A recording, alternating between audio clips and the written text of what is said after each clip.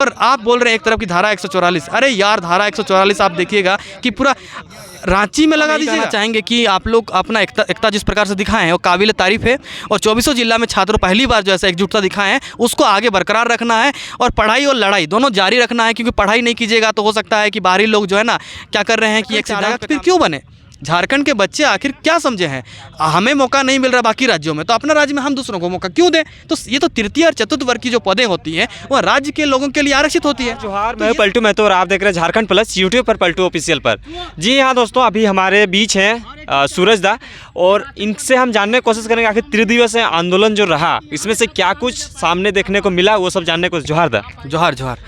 आप जो जिस टाइम पे आंदोलन त्रिदिवसीय जो हुआ था उस टाइम पे 17, 18, 19 में क्या कुछ आपको देखने को मिला, क्या हुआ कि 60-40 के बारे में क्या कुछ निर्णय आया सरकार की तरफ से? देखिए, अभी तक तो सरकार की ओर से कोई पहल हम लोग को दिखते हुए नहीं हम लोग देख पा रहे हैं। 17 तारीख को हमारा जो था कि हम लोग मुख्यमंत्री आवास घेराव करेंगे, तो उसके लिए हम लोग ज्ञापन वगैरह दे करके 5-7 दिन पहले ही उनको हम लोग अवगत करा चुके थे। लेकिन सरकार जो है सारे जो है मोराबादी ग्राउंड को छावनी में तब्दील करते हुए पूरे जो है बैरिकेडिंग लगाते हुए हम लोगों को मोराबादी में ही रोकने का कार्य किया, जिसके कारण छात्र ने सोचा कि हम लोग इतने दूर से आए हैं और हम लोग मुख्यमंत्री से जब तक हम लोग नहीं मिलेंगे तब तक हम वापस कैसे जाएंगे। तो फिर जो भी रास्ता उन्हें मिला उसके माध्यम से फिर वो कांकेर रोड तरफ बढ़ने लगे, और वहाँ पर सरकार ने उनके ऊपर जो है जिस प्रकार से लाठियाँ बरसाई हैं, जिस प्रकार से उनके कपाल फोड़ दिए हैं और सर फोड़ दिए हैं, मार करके खून से लहूलुहान हो गए हैं बच्चे, ये बिल्कुल ही दुर्भाग्य है। और ये किस प्रकार से बच्चों की भावना को दबाने का कार्य किया जा रहा है इस सरकार में, ये बिल्कुल ही जो बर्बरतापूर्ण जो रवैया है सरकार का, इसको बच्चे बिल्कुल आने वाले समय में इसको भूलेंगे नहीं।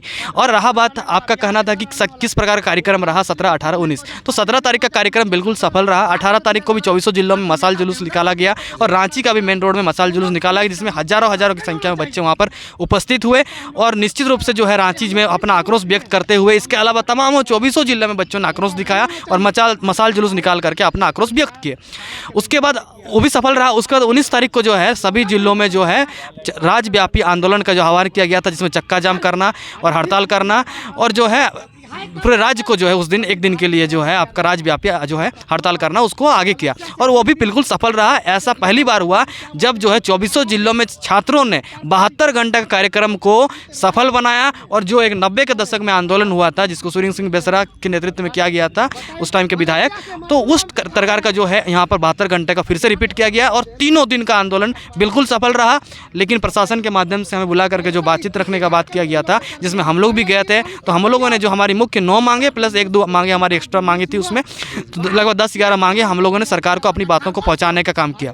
सरकार के प्रशासन में शामिल सारे व्यक्तियों ने कहा कि वो हमारे माध्यम बनेंगे और अपनी बातों को वहाँ तक पहुँचाने में काम करेंगे, परंतु अभी तक किसी भी प्रकार की सरकार के माध्यम से हमें डेलीगेट्स बुलाने का कार्यक्रम नहीं किया गया है। और हम लोगों ने भी साफ साफ कहा था कि अगर आप चाहते हैं कि इसमें शुद्ध छात्र हों और वार्ता करना चाहते हैं तो आप वेरीफाई करा लीजिए अपने स्तर से कि बच्चे हैं कि नहीं है, वो परीक्षा देते हैं कि नहीं देते हैं, और शुद्ध छात्र हैं कि नहीं है, और उन बच्चों का टीम 10-12 लोगों का टीम होगा, और आप भी अपना कमेटी गठित कर लीजिए, और जो हमारी जो मांगे हैं मुख्य 9-10 मांगे उनको वहाँ पर ले करके हम लोग जाएंगे, विचार विमर्श होगा, और विचार विमर्श होने के उपरांत जो भी आपके माध्यम से जो भी हमें आपके ठीक लगेगा उस पर आप आपसी सामंजस्य बैठाते हुए हम लोग इसको आगे बढ़ाएंगे। तो ये डेलीगेट्स जो है अभी तक जो है कार्यक्रम नहीं किया गया, तो निश्चित रूप से जिस प्रकार का रवैया रहा सरकार का, एक और सरकार जो है बच्चों को डिटेन करके यहाँ पर जो है रख रही थी, खेलगांव में रात 12-2 बजे छोड़ती है, कुछ महिला साथियों को भी जो है वहाँ पर डिटेन करके रखा था और 12-1-2 बजे छोड़ता है, तो ये बिल्कुल दुर्भाग्यपूर्ण है। एक और सरकार जो है इफ्तार पार्टी कर रही थी, अपना जो मुख्यमंत्री आवास में लोगों को बुला करके बिरयानी, मटन, चिकन खाया जा रहा था, और यहाँ बच्चे भूखे प्यासे यहाँ पर भटक रहे थे। जब उन बच्चों को हम लोग जो है खाना पहुँचाना चाहे अपना ओर से, तब उन बच्चों को हम पहुँचाने के क्रम में हमसे ये कहा गया कि आप लोग यहाँ आइएगा तो हम लोग आप लोग को भी गिरफ्तार कर लेंगे। तो इस प्रकार का दुर्भाग्यपूर्ण जो रवैया प्रशासन के माध्यम से जो रहा वो बिल्कुल ही जो है हम लोग जो बर्दाश्त नहीं करेंगे, और निश्चित रूप से जो हुआ है वो ठीक नहीं हुआ है। अब हम लोग के कुछ बच्चे घायल हुए थे तो उनको ले जाकर के रिम्स में भर्ती किया गया, रिम्स में भर्ती करके कुछ लोग दूसरा जगह चले गए, लेकिन वहाँ से भी वो डर से भाग गए कि कहीं वहाँ आकर के जो है प्रशासन उनको जो है गिरफ्तार ना कर ले। तो इलाज कराने के लिए एक तो प्रशासन इलाज नहीं करवा रही थी, और ऐसे में जिस तरीके के बच्चे को माथा फोड़ करके खून से सना हुआ शरीर उनका लेकर के कहाँ जाते, तो कम से कम जो एक तो ये रवैया था इलाज करवा देते। और आप बोल रहे हैं एक तरफ की धारा 144, अरे यार धारा 144 आप देखिएगा कि पूरा रांची में लगा दीजिएगा।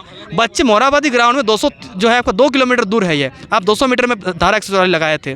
और आप जब आपको ईडी का माध्यम से समन आता है तो आप क्या करते हैं कि पूरे राज्य भर के जो 24 जिला से कार्यकर्ता बुला करके कांकर रोड जाम कर देते हैं लाखों की संख्या में, तब धारा 144 का उल्लंघन नहीं होता है। और यहाँ के बच्चे जो भी अपना हक मांगने के लिए आते हैं तो उनके लिए धारा 144 है। तो ये बिल्कुल जो है जो विरोधाभास जो है रवैया सरकार का, इसका हम लोग पुरजोर तरीके से विरोध कर रहे हैं। जी जी, छात्रों को क्या संदेश देना चाहिएगा? निश्चित रूप से छात्रों को हम यही कहना चाहेंगे कि आप लोग अपना एकता जिस प्रकार से दिखाएं हैं वो काबिल तारीफ़ है। और 24 जिला में छात्रों पहली बार जो ऐसा एकजुटता दिखाएं हैं, उसको आगे बरकरार रखना है और पढ़ाई और लड़ाई दोनों जारी रखना है। क्योंकि पढ़ाई नहीं कीजिएगा तो हो सकता है कि बाहरी लोग जो है ना क्या कर रहे हैं कि एक सिद्धांत पे काम कर रहे हैं कि बाहरी पढ़ाई करेगा और जो भीतरी जो है आंदोलन करेगा। तो हमें उन सभी बच्चों को कहना चाहूँगा, जो भी छात्र मुझे देख रहे हैं, कि आप पढ़ाई साथ के साथ जारी रखिए और लड़ाई भी जारी रखिए। और एक ही मोटो हम लोग भी देखेंगे JSSC को, जो हम लोग जो टी-शर्ट बनवाए हैं उसमें भी हम लोगों ने लिखा है कि पढ़ो और लड़ो, ठीक है ना। तो इसी सिद्धांत पर हम लोग काम कर रहे हैं और सभी छात्रों को यही कहना चाहूँगा, क्योंकि ये हमारी आदिवासियत और मूलवासियत की भावना, जो हमारे राज्य जो गठन हुआ है जिसमें हमारे पूर्वजों ने शहादत दी, बिरसा मुंडा से लेकर के नीलांबर पीताम्बर से लेकर के हमारे सिद्धू कानू, ना जाने तिलका मांझी, कितने लोगों ने शहादत दिया, उनके फांसी पे चढ़ गए। किस लिए फांसी पे चढ़ गए? वो इसीलिए ना कि हमारी जो झारखंडी जो हमारा जो क्षेत्र है वहाँ के हित में नीतियाँ बने, वहाँ के लोगों का जो हितकारी नीति नियम बने संवैधानिक दायरे में, उनको मौका मिले, उनको भी कुछ जो है उनका हित की बात सुनी जाए। लेकिन अगर सरकार वादे कर करके 1932 का खतियान का मुद्दा बना करके, खतियान आधारित नियोजन नीति का मुद्दा बना करके 2023 का कटअप वाला भारत के राज्यों में सभी राज्य वालों को आमंत्रण कर देगी, तो हम लोग क्यों मानेंगे भाई? जब बिहार राज्य जो है वो साफ साफ लिख देता है कि बिहार राज्य के स्थानीय निवासी आवेदन करेंगे, वो छत्तीसगढ़ लिख देता है कि छत्तीसगढ़ के निवासी आवेदन करेंगे, उड़ीसा में लिख देता है उड़िया भाषी आवेदन करेंगे, और वेस्ट बंगाल तो ऑप्शन ही नहीं देता है, बोलता है कि बांग्ला भाषी आवेदन करेंगे। तो झारखंड चारेगा फिर क्यों बने? झारखंड के बच्चे आखिर क्या समझे हैं? हमें मौका नहीं मिल रहा बाकी राज्यों में, तो अपना राज्य में हम दूसरों को मौका क्यों दें? तो ये तो तृतीय और चतुर्थ वर्ग की जो पदें होती हैं वह राज्य के लोगों के लिए आरक्षित होती है, तो ये समझना पड़ेगा। और जो हमारा जो नॉम लिस्ट मांग है उसको मैं एक बार आपके सामने जिक्र करना चाहूँगा। जो पहला मांग है कि खतियान आधारित नियोजन नीति अगर संभव नहीं है तो कम से कम जो बावरी कमेटी का रिपोर्ट है जिसमें 1985 का कटअप और 2016 में जो नियोजन नीति बना था और 100% जो है तृतीय और चतुर्थ वर्ग की पदें यहाँ के बच्चों के लिए आरक्षित की गई थी, तो टेम्पररी बेसिस पर 10 वर्षों के लिए कम से कम उसको जो है लागू करें और यहाँ के बच्चों के लिए तृतीय और चतुर्थ वर्ग की पदों पर सुनिश्चित करें 100%। दूसरा मांग ये है कि जो भाषा और क्षेत्रीय भाषा का जो ज्ञान होता है वो JSSC की सभी परीक्षाओं में जानबूझकर नहीं पूछा जा रहा है ताकि बाहरी बच्चों के यहाँ घुसाया जा सके।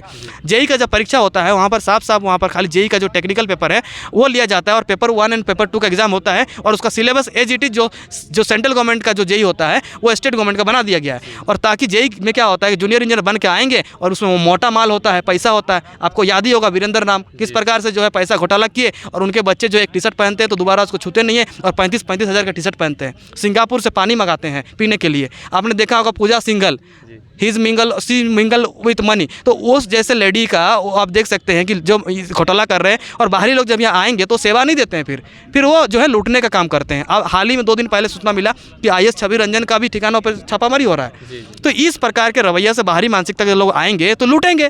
तो हम लोग जब बोल रहे हैं साफ कि हमें अपने राज्य में मौका दीजिए, तो इसमें कहाँ क्या विरोधाभास होना चाहिए? तृतीय मांग हम लोग का ये है, तीसरा मांग कि जो झारखंड में जो परीक्षाएं हो रही है उसमें झारखंड सामान्य ज्ञान का 120 नंबर का कम से कम जो है एक टेस्ट होना चाहिए। सभी परीक्षा में नहीं है, जेई में नहीं है, लेवेस्टन में नहीं है।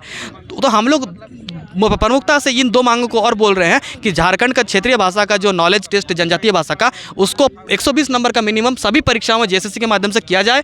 और इसके अलावा जो है आपका झारखंड सामान्य ज्ञान का 120 नंबर का किया जाए। इसके अलावा अगला मांग ये है कि नकल विरोधी कानून उत्तराखंड की तर्ज पर, आपका गुजरात की तर्ज पर, राजस्थान की तर्ज पर झारखंड में भी सुनिश्चित किया जाए। और ये एकदम पक्का होना चाहिए कि जो बच्चा पेपर खरीदने में पाया जाए उसके ऊपर भी नकल कसा जाए, उसके ऊपर भी जो है फांसी, आजीवन कारावास या 10 वर्षों का डिटेन करते हुए उसको परीक्षा से डिबार किया जाना चाहिए। और जो इस पर जेई पर परीक्षा हुआ था, जो परीक्षा कराने वाला बॉडी है आयोजित करवा रहा था, वही पेपर बेच रहा था। तो ऐसे में बताइए कि जो परीक्षा ब्लैक लिस्टेड है बिहार में, झारखंड में आकर के परीक्षा कराएगा और क्वेश्चन खुद लीक कर रहा है, तो ऐसे में झारखंड के बच्चों का जो भविष्य कैसे सुधरेगा? तो हम लोग का साफ मांग है, जो ब्लैक लिस्टेड कंपनी है उसको तो लेना ही नहीं चाहिए। TCS के माध्यम से, जिसका एकदम साफ सुथरा छवि है, उसके माध्यम से परीक्षा आयोजित होना चाहिए। और जो भी परीक्षा का पेपर खरीदे उसके ऊपर भी पेनल्टी हो, और जो पेपर बेचे उसके ऊपर भी पेनल्टी हो। और हार्डकोर नियम बनाते हुए उत्तराखंड की तर्ज पर उन पर भी 10 से 20 वर्षों का जो है सजा सुनिश्चित होना चाहिए। अगला मांग ये है कि जो राज्य में जो है 7 जिलों में है OBC आरक्षण को 0 कर दिया गया। एक और आप बोल रहे 27% का आरक्षण जो है आप राज्यपाल को भेज दिए हैं और कल ही वो लौट गया। है ना, लौट गया। तो एक और आप जो है जो बढ़ा के देंगे बोल रहे हो तो दे नहीं रहे हैं, और जो हमें संवैधानिक दायरों में जो हमें मिला हुआ ऑलरेडी 14%, BC1 का 8%, BC2 का 6%, वो भी हमसे छीन ले रहे हैं। तो यही चीज़ रीट बना करके कुछ लोग न्यायालय में गए हैं और केस फाइल किए हैं हम लोग। और निश्चित रूप से इस ऐसा जगह जो है हम लोग के माध्यम से भेदभाव होगा तो बच्चे जाएंगे ही। अब आपको एक मुद्दा और बताता हूँ, जैसे सीटेट और जेटेट का मुद्दा आप लोग जान रहे होंगे, 2016 के बाद जेटेट का परीक्षा नहीं हुआ है और 7 साल हो चुके हैं। अगर जेटेट की परीक्षा नहीं होगी और अभी विज्ञापन आएगा तो वो बच्चे जो 2017, 18, 19, 20, 21, 22 में अपना 2 लाख 2.5 लाख रुपये खर्चा करके टीचर ट्रेनिंग करके बैठे हुए हैं घर में, उनको तो मौका ही नहीं मिलेगा। तो गलती तो आपका है ना, आपने परीक्षा नहीं लिया तो उन बच्चे भुगते क्यों? और वैसे में आपको सीटेट वाले जो सेंट्रल टीचर्स एलिजिबिलिटी टेस्ट होते हैं उनको मौका देना चाहिए, लेकिन इतना मति भ्रष्ट है कि बुद्धि ही नहीं है, कर ही नहीं पा रहे हैं वो सब चीज़। अरे आपने खुद नियम बनाया है कि 2019 में झारखंड शिक्षक पात्रता परीक्षा के नियमावली में साफ 12 नंबर में आप लिखे हैं कि शिक्षक पात्रता परीक्षा आयोजित कराने वाले प्राधिकार को प्रत्येक वर्ष अनिवार्य रूप से शिक्षक पात्रता परीक्षा आयोजित कराना अनिवार्य होगा। ये बाध्यकारी नियम खुद बनाया है और उसको पालन नहीं कर रहे हैं। तो यही चीज़ आधार बना करके हम लोगों ने रिट पिटीशन डाला है और इसका सुनवाई हुआ है, जेक को नोटिस गया है, और फिर 2 दिन पहले हम लोग जनहित याचिका भी हम लोग डालने की बात कर रहे हैं और 300 से 400 लोगों को पिटिशनर बना के न्यायालय में हम लोग केस भी फाइल किए हैं। तो फिर ये जाकर न्यायालय में बाधित होगा। फिर बोलते हैं बाहरी लोग केस करते हैं और फिर बाधित हो जाता है। अरे बाहरी लोग कैसे कर देंगे? पॉलिसी बनाना आपका काम है, न्यायालय जो है माननीय न्यायालय का काम है उसको मूल्यांकन करना। आप किसी का अवसर का समानता का हनन करवा दीजिएगा और बोलिए कि बाहरी लोग केस कर रहे हैं, ये थोड़ी चलेगा। वहाँ पर कोर्ट में आपको तर्क से बात रखना पड़ता है, उलझुल जुलूल बात नहीं चलेगा। कल एक डिबेट में बात रख रहा था तो बात बनते नहीं बना, उनको मंच छोड़ के भाग गए कांग्रेस के प्रवक्ता। तो जो उलझुल जुलूल बात सिर्फ अपना प्रवक्ता में कर सकते हैं, जो हम लोग शिक्षित व्यक्ति हैं उनसे नहीं कर सकते, क्योंकि हम लोग एक एक तर्क को सही तरीके से रखने का काम करते हैं हमेशा से। और आपको बताना चाहूँगा कि झारखंड का जिस प्रकार से हुआ है ये विगत दिनों में 17 तारीख को जिस प्रकार से माथा फोड़ दिया गया, निश्चित रूप से जो लोगों ने खून खराबा किया है उनके ऊपर हाफ मर्डर का केस होना चाहिए। अरे क्या धारा बच्चों पर लगेगा? 144 धारा सिर्फ क्या स्टूडेंट पर लगने के लिए बनाए हैं आप?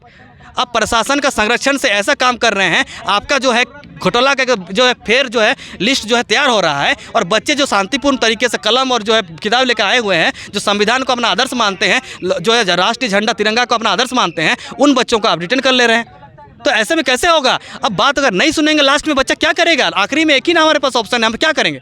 हमारे पास है कि हम जाके जेल भरो अभियान चालू कर दें, प्रखंडों में अपना गिरफ्तारी दे दें, उसके बाद भी नहीं सुनेंगे तो सरायना में सरकार बनेगा। क्या होगा फिर? आखिर तो यही ना है। आप हमारी बातों को नहीं सुनेंगे। हम लोग शिक्षित व्यक्ति की तरह बात कर रहे हैं, हम लोग जी हजूरी कर रहे हैं, विनम्र भाव दिखा रहे हैं। और लास्ट में प्रभु श्री राम ने भी किया था समुद्र मंथन के टाइम पे कि हम आप विनम्र भाव से कि आप हमें रास्ता दे दीजिए, तब नहीं दिया तो लास्ट में अपना जो है प्रचंड रूप दिखाया उन्होंने। तो उसी प्रकार से छात्र आक्रोश होंगे, जल्दी कहीं वहाँ सरकार बने, कहीं सारंडा में बनेगा, कहीं झुमरा में बनेगा। तो इस प्रकार अगर सरकार चाहती है, आप एक तरह से झारखंड जो है नक्सली बेल्ट है, आप जानते हैं, तो आपको चाहिए कि इस तरीके का जो खून करावा कर रहे हैं, बच्चों को मानसिकता को छेड़ दे रहे हैं, अब खून से लहूलुहान कर दे, उनको ट्रीटमेंट करवा देते। अरे भाई, जिनके घर में संवेदनशीलता का, आपको जो है जानवर में भी इतनी संवेदनशीलता होती है। अगर आपको मैं एग्जांपल देता हूँ, जो गौमाता होती है आपके घर में बंधा हुआ, अगर दुर्भाग्य से किसी घर में किसी की मौत हो जाए या फिर पीड़ित आपका जो है उसको बुखार हो या पीड़ित हो, तो मरीज हो, तो उस केस में गौमाता के आंखों से झरझर आंसू झर जाते हैं। और ऐसे में जो सरकार में पदस्थापित जो संवेदनशील सरकार है, वो अगर इसमें संवेदनशीलता नहीं दिखाएंगे तो इस केस में निश्चित रूप से जो है हमारा दुर्भाग्य है। उनको संवेदनशील होना चाहिए और हमारी बातें जो मनोम आगे मैंने रखा, सरकार मान ले, डेलीगेट्स को बुला ले और हम लोग अपनी बातों को रखेंगे, वो भी वेरीफाई करा ले हम लोग छात्र है कि नहीं है, और बात रखने के माध्यम से हम लोग अपने बात को रखेंगे और मान ले, उसके बाद आंदोलन खत्म हो जाएगा, हम लोग पढ़ाई करेंगे, बस यही बात। जोहार, नमस्कार, फिर आगे मिलेंगे आपसे।